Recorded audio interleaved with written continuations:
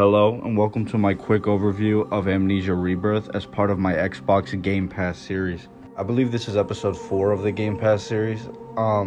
If you don't know what it is, I'm basically playing every game on Xbox Game Pass in order, alphabetical order that is.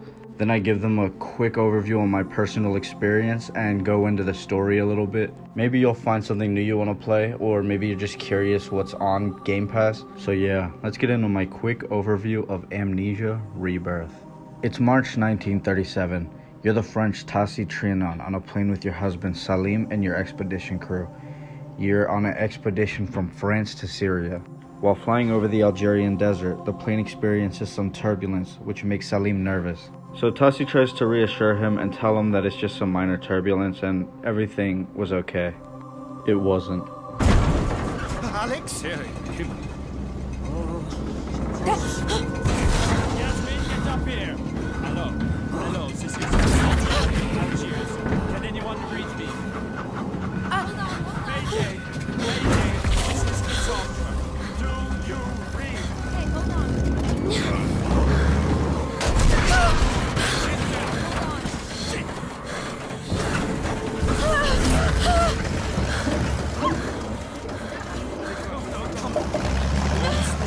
Stay with me, baby!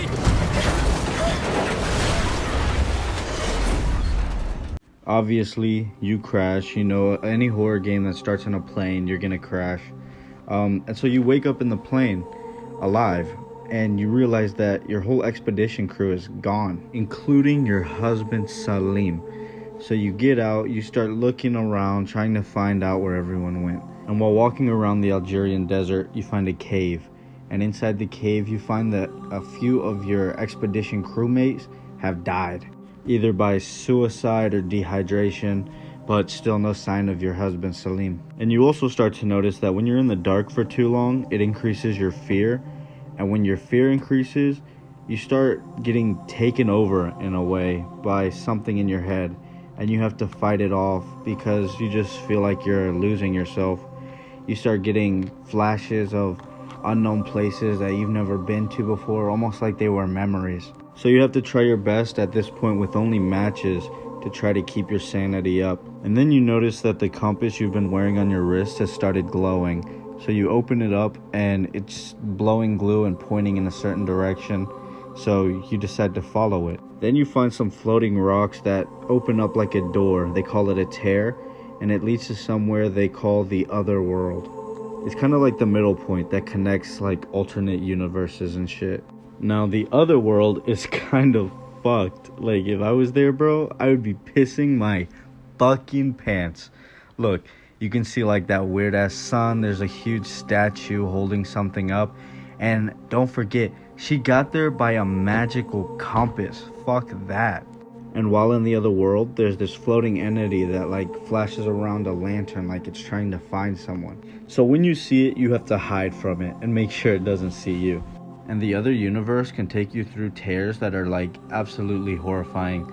Like this room that was your baby's room in France just starts breaking open and you just can see a giant fetus floating in the sky. This is relevant because the reason they're on the expedition is because their baby just died from an unknown illness and they're trying to take an expedition to get their minds off of it. So back traveling in the tombs, she finds her husband Salim lying against a rock, lifelessly.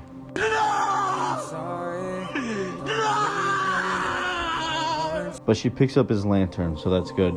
Then she finds this old French outpost in the middle of the Algerian desert. She hears a radio go off and start talking, and she realizes that it's one of her crewmates on the other line. So she goes into the building and tries to find a way to get to the radio so she can talk to him. But while walking around trying to get to the phone, it's very obvious by all the dead French soldiers everywhere that something very bad has gone down in here. You get to the radio, and on the other side is the doctor of your expedition crew telling you he's with another member and they're in a tall tower in a village. So you grab a map on the table to see where the village is, and while you're on your way out, you see what might have caused all these dead French soldiers.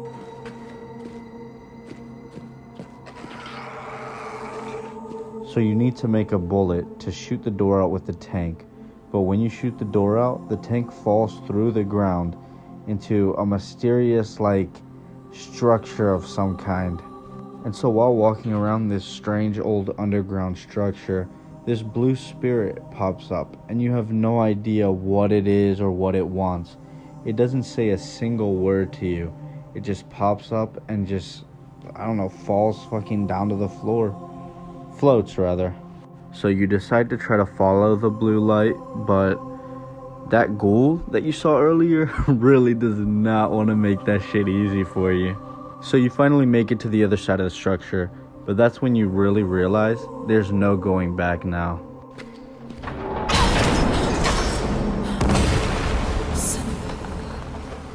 So that's when your journey begins, traversing through this side of the crypts. And that ghoul, I mean, it fucking hates you. I don't know what to say. It wants to kill you. Now the structures you'll see in the crypts are completely otherworldly. Like, they're really insane. And along with it, throughout the game, there's a multitude of puzzles that you have to figure out. So if you like puzzles, I feel like you'll like this game. It's not too many. It's not a puzzle game. So if you like the horror aspect of video games, then, you know, this isn't a puzzle game. Don't worry. And if you get stuck, just look them up like I did. And in one of the puzzles, you need to use an orb. Yes, the exact same kind of orb that was in the first game. And as we already know, where the orb is, comes the shadow. And if you don't know, this shadow is also from the first game. It's this red goo that is supposed to protect the orb, so it'll attack whoever has it. And so you make your way back to the giant portal where you try to use the orb to, like, transport your way out of the crypts, but that doesn't work. So you're back at square one, trying to find a way to get out of there so you can get to the doctor. And throughout this whole little adventure, Tassie finds out she's pregnant. But while going through the tears into the different universes, it makes her pregnancy come along a lot quicker. So she's getting pregnant, like, very, very fast.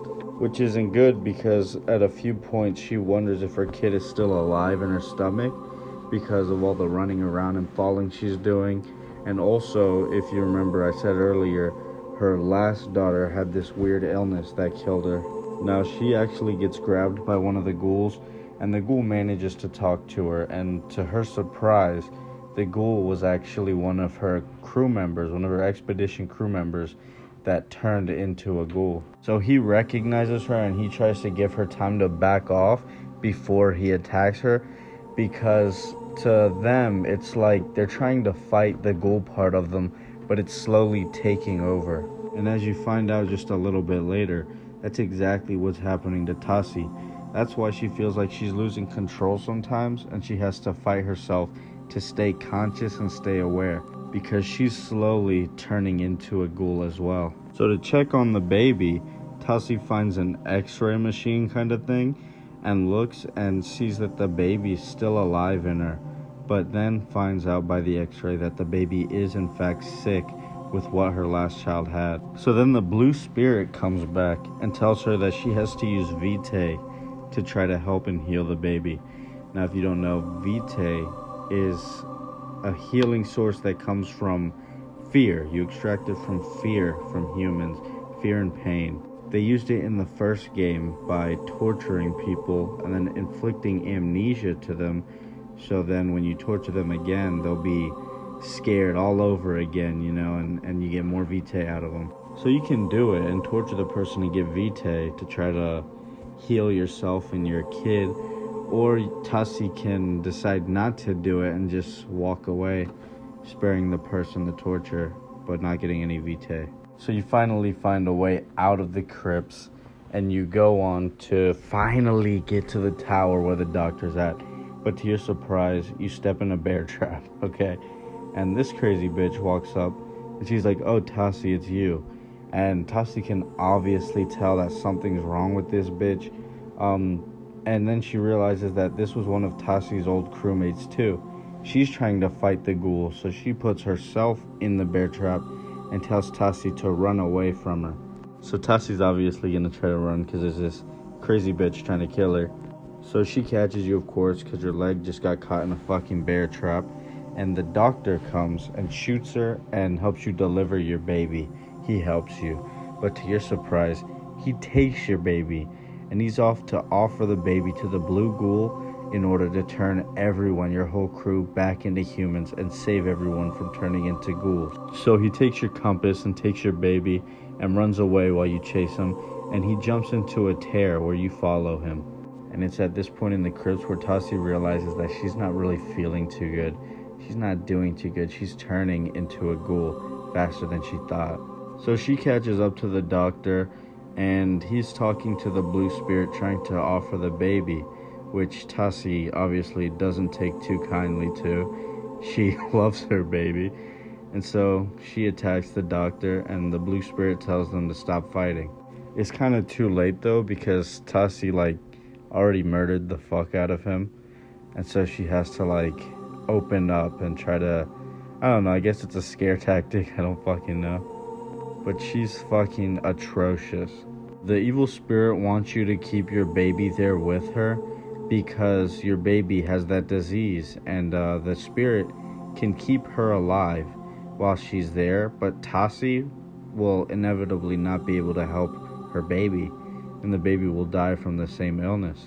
I believe there's 3 endings to the game.